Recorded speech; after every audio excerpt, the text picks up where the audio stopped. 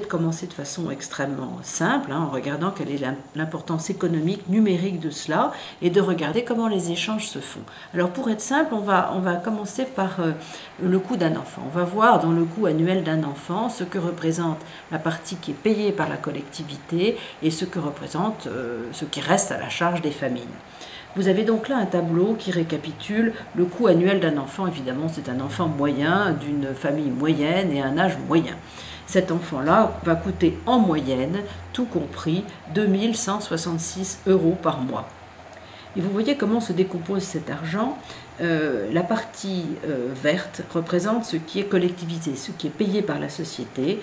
Vous avez l'instruction publique qui est le premier poste d'investissement dans les enfants. Là, il s'agit de coûts annuels, 6 800 €, 10 € par an.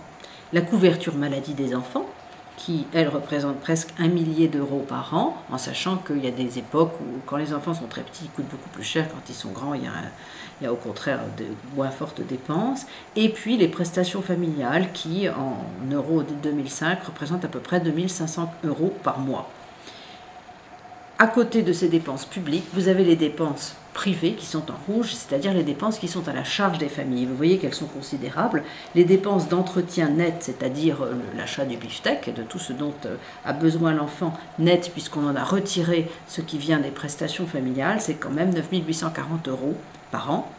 Et puis nous avons évalué, parce que ça me paraît très nécessaire, particulièrement du point de vue féminin, les travaux domestiques et les soins qui sont dispensés auprès des enfants. Il ne suffit pas d'acheter le beefsteak, il faut le faire cuire. Et ces soins, si on les évalue au SMIC, ces travaux domestiques, si on les compte au SMIC, on arrive quand même à la bagatelle de 5 820 € de dépenses par an. Alors vous voyez donc que dans le coût annuel d'un enfant, vous avez à peu près 40% qui a été collectivisé, donc qui est payé par la société, et 60% qui reste payé par les parents.